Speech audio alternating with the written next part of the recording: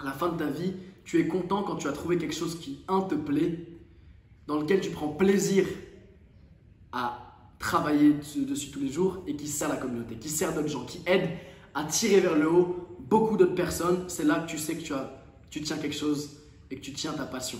Et moi, ma passion, du coup, était le fitness, était le développement personnel, était le fait de devenir un meilleur homme. Et c'est quelque chose sur lequel j'ai encore une vie entière à travailler. Et j'ai envie, du coup, maintenant de partager ce que j'ai appris jusqu'à maintenant pour que toi aussi, derrière, peu importe ton âge, que tu en aies 45, 55, 25 ou 35, l'âge n'a pas d'importance, une fois de plus. Et que tu puisses toi aussi, du coup, te lancer dans cette aventure. Pourquoi la peur est ton meilleur ami et surtout pourquoi la peur est synonyme de progrès? Comment la peur va pouvoir te guider tout au long de ta vie pour pouvoir t'aider à choisir les prochains objectifs à réaliser, pour pouvoir surmonter du coup les prochains objectifs qui vont te permettre de passer au niveau supérieur dans différents plans, que ce soit sur le plan professionnel, le plan spirituel, le plan émotionnel, peu importe. Ça va identifier tes différents prochains challenges. Ok?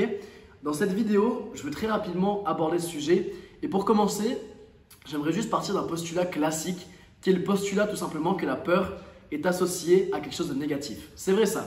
Si je te parle de peur aujourd'hui, le premier réflexe que tu as, c'est d'associer ce mot que ce mot ait une connotation négative. Et malheureusement, c'est vrai que au travers de la manière dont on le voit tout au long de nos vies, au travers de nos enfances, la peur a toujours été connotée négativement parce qu'elle est liée du coup à l'angoisse, au trac. Ça peut être une peur du coup, une peur vraiment vive. Par exemple, la peur de mourir si quelque chose autour de toi peut te mettre en danger. Donc la peur, elle a vraiment aussi une fonction essentielle qui est de te garder en vie en soi. Maintenant, il y a différents types de peurs. Tu vois, à l'instant, je viens de te parler d'angoisse et de trac. Ça, c'est différent. C'est différentes peurs parce qu'en soi, l'angoisse ou le trac ne te tuera pas. Là où une peur réelle, où tu vois quelque chose qui peut te mettre en danger, c'est pas associé à l'angoisse ou le trac. Donc là, tu vois vraiment qu'il y a différents types de peurs. Sans faire trop de digression par rapport à ça, est-ce que du coup, il n'existerait pas une sorte de peur positive? Une sorte de peur qui pourrait te guider plus qu'elle ne te paralyse, comme le ferait l'angoisse ou comme le ferait le trac avant de monter sur scène, avant de toucher le bouton play pour tourner cette vidéo, avant de parler dans cette vidéo et d'envoyer cette vidéo sur le net, peu importe, tu ne sais pas qui la regardera et s'il faut, tu auras des détracteurs. En soi, la peur positive est vraiment quelque chose qui existe. Et je vais t'expliquer un concept de la part de David Deida dans son livre The Way of the Superior Man. Donc je t'invite à aller lire immédiatement. Si tu es un homme, même si tu es une femme et que tu tombes sur cette vidéo, tu as beaucoup de choses à apprendre de ce livre. Donc du coup, quel est le concept qu'introduit David Deida qui est essentiel et qui te permet de comprendre la peur de manière plus large et de voir la peur comme ton meilleur ami, comme quelque chose de positif?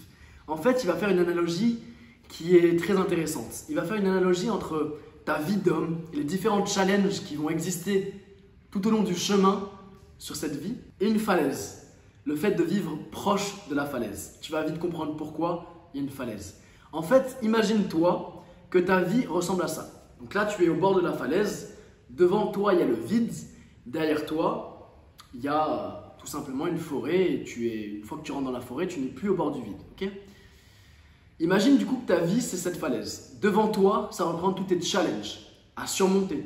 Toutes les choses qui te font peur. Toutes les choses qui vont te mettre dans l'inconfort. Qui vont te mettre dans une position où tu es vraiment dans l'inconnu. Tu ne sais pas ce qu'il y a derrière ce vide. Tu ne sais pas si tu vas tomber et t'écraser. Tu ne sais pas si tu vas réussir à surmonter ce vide. Tu ne sais pas si tu vas pouvoir tout simplement grandir. Et derrière toi, il y a cette zone de confort. C'est ce que tu connais, c'est ce que tu as déjà pratiqué, déjà expérimenté.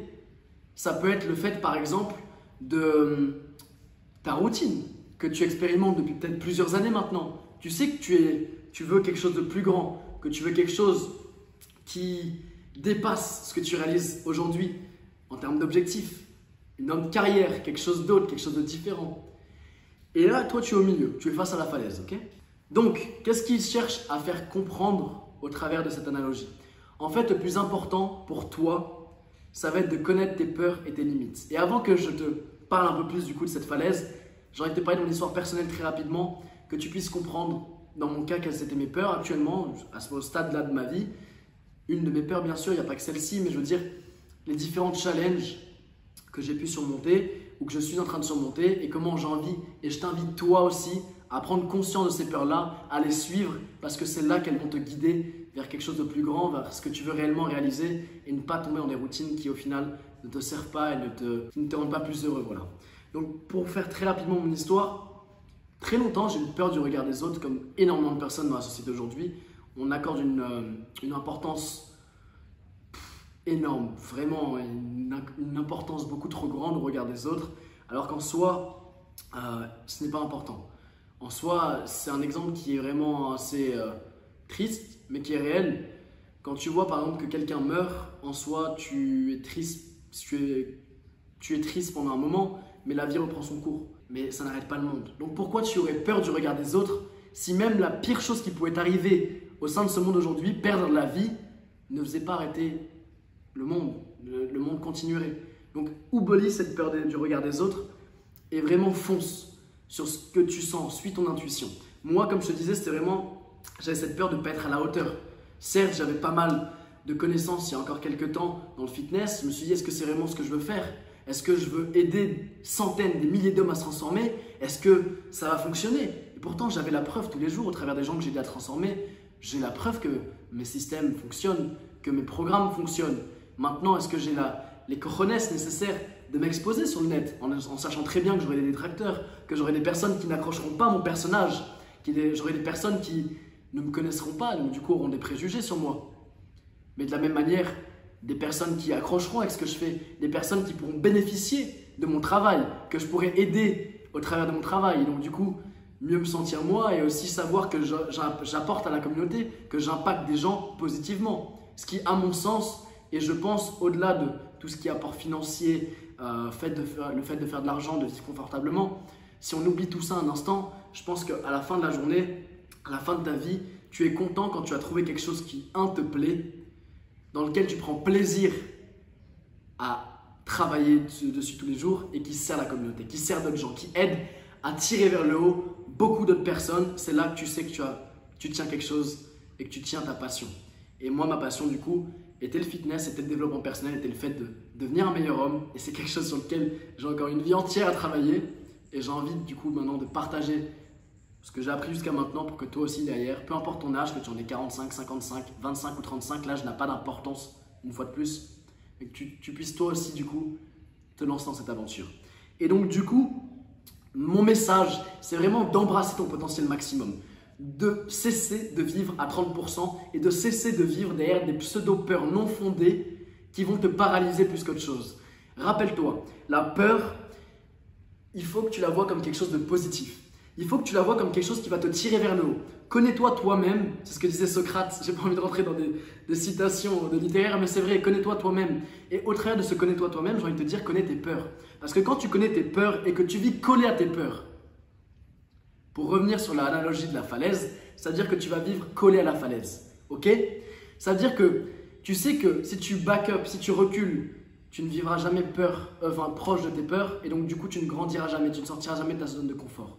Par contre, si tu fais un pas, un saut trop en avant, trop grand, du coup vers des challenges vers lesquels tu n'es pas prêt encore, là tu vas te perdre parce que tu n'auras pas les connaissances nécessaires, ni du coup les skills, les talents nécessaires pour pouvoir surmonter ces challenges-là. Mais, une fois de plus, il vaut mieux faire ça plutôt que rester toute ta vie dans la zone de confort. Maintenant, le mieux c'est quoi? C'est tout simplement de, tout au long de ta vie, vivre collé à tes peurs, vivre collé à la falaise, vivre collé juste au-dessus du vide, en sachant très bien que c'est des choses sur lesquelles tu es pas à l'aise, tu es dans l'inconfort, tu as peur de certaines choses, mais c'est là que tu vas le plus apprendre et que tu vas le plus te développer en tant qu'homme. Aujourd'hui, le simple fait de commencer à publier des vidéos sur YouTube, d'être plus régulier, plus récurrent sur mon contenu, sur mon message que je veux véhiculer au travers de Spartan Body, de tirer vers le haut des milliers d'hommes, ce qui est mon rêve et c'est ce que je vais accomplir au travers de Spartan Body, c'est ça qui me met dans l'inconfort, mais qui je sais va m'être utile et va être utile à des milliers d'autres hommes. Donc à toi de trouver des challenges, à toi de trouver ce qui toi te parle, ce qui toi te fait vivre, mets-le en place. Tire vers le haut les autres, tire-toi vers le haut et continue de progresser tout au long de ta vie. Et pour conclure cette vidéo, je ne veux pas qu'elle soit trop longue, écoute ton intuition et suis tes peurs. C'est elles qui te guideront toute ta vie sur le bon chemin et sur là où tu dois être à l'instant T pour continuer à grandir en tant qu'homme et pour pouvoir apporter un maximum à la communauté. Voilà, c'est tout pour moi aujourd'hui. Donc vraiment, suis tes peurs, vois-les comme quelque chose de positif, comme une forme de guide et jette-toi dans le vide. Jette-toi au-dessus de la falaise et tout simplement vis tes rêves au maximum. Si cette vidéo t'a plu, n'hésite pas à la partager avec un ou plusieurs amis directement. N'hésite pas non plus à cliquer sur le pouce bleu ou à commenter juste en dessous de cette vidéo. C'était tout pour moi, on se retrouve dans une prochaine vidéo. Je te dis à très vite, ciao.